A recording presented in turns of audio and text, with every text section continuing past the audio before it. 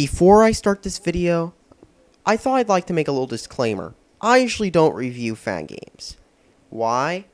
Well, cause most of them have a ton of issues. You might as well make a fan game drinking game. They're almost always based off the same engine, usually reusing old engines such as the UDK in the Sonic GDK or Sonic Roboblast 2 in ID Tech 1. And we all know how those went out. Not very well. And of course, you've got the Sonic games made in Game Maker, Kill and Play, or whatever that shit's called. And of course, you've got Sonic games made in Multimedia Fusion, which is basically another Game Maker type program.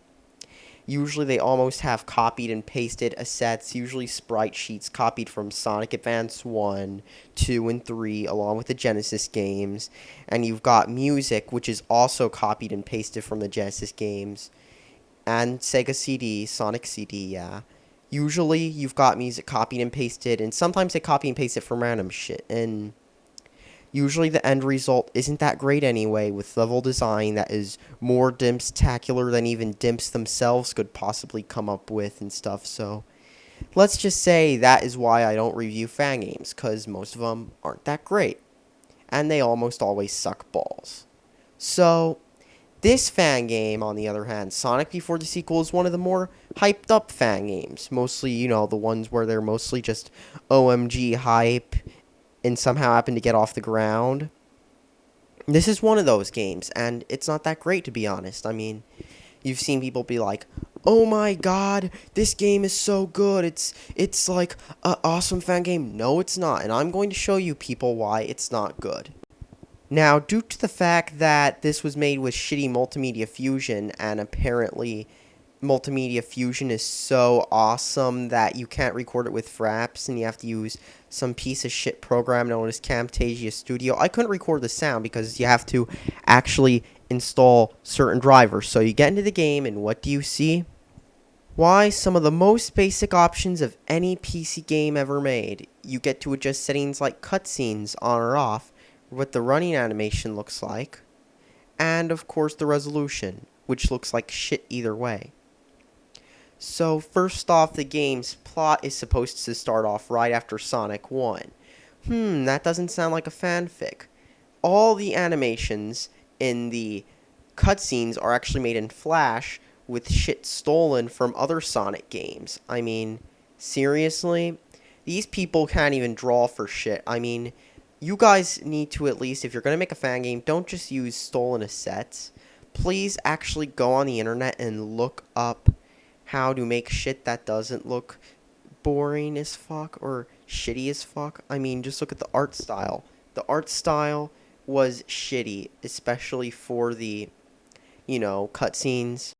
So once you manage to get past the shitty graphics, which are actually just a bunch of sprites copied and pasted, you'll have to deal with two more other annoying-ass problems. First, the music was actually stolen. The music was actually copied and pasted from other Sonic games, and some wasn't even from Sonic games. It's like they went on VG Music, you know that site where they got all those ripped MIDIs, and just put some music in, or copied, pasted music from other Sonic games. I mean, that's all they could come up with. And then, it might have been one thing had the music gone well with the stages. The music in the stage, for example, is the stage from, I think, the good feature of Wacky Workbench from Sonic CD Japanese. I mean, seriously, would you think that would go with this? I mean, when you hear it, it doesn't sound like it goes very well to me.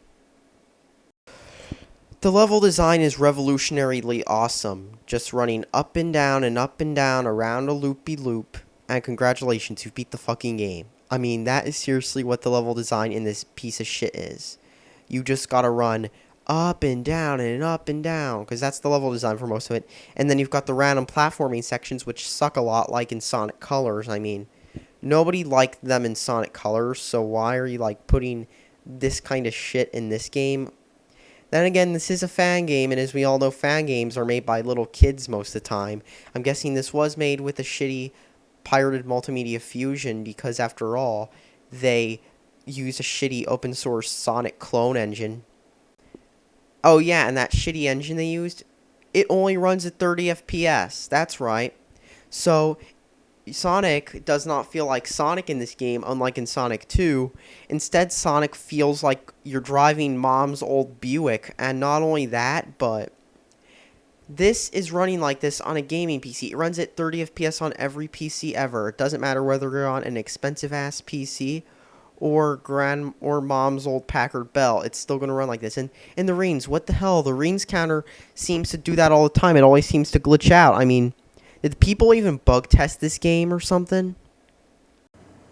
But I doubt the people who made this game are going to fix any bugs, considering their website looks like it was made in the mid-90s with Netscape Composer. I mean, seriously. Yes, people, this is what their website actually looks like. It was made in the mid-90s by GeoCities. I'm serious. In the game, you'll get to play as both Sonic and Tails. Either way, the level design will look like shit, and so will the shitty cutscenes, which look like they were done in paint, with stolen animations. Yep, that's right. And the boss battles are not even that great anyway. I mean, especially with the stolen-ass animations of this game, I really think the people who made this game need to try their hand at making a game that isn't a shitty Sonic fan game, and then have somebody to bug it. Like a few kids who aren't just blind people who will happily dick suck you instead of giving you advice. Like, OMG, this game is perfect. I'm just going to say this game is bug-free because this game has bugs like I said, the one glitch, and also Fraps doesn't work with this game. Which it should, because this Fraps works with every single game in the universe. And just look at the shitty Microsoft Paint of that boss sprite. And also how the sprites seem to glitch up when they move. So all in all, it's just, the graphics suck and so does the gameplay, so don't play this game. Even though it's free, it's still shitty. I mean, for all you know, there are so many other better free games. I mean, that also aren't shitty-ass fan games that feel like shit. I mean, the gameplay is shit. And not only that, but the controls. I've had some glitches with the controls too, so all in all, this game is just another forgettable fan game. I don't even know why I reviewed this shit, because there's nothing good about this game at all, or memorable. It's just shitty Sonic fan game number 69. All in all, thanks for watching and subscribe for more, but I probably won't do any more shitty fan games because they all suck dick.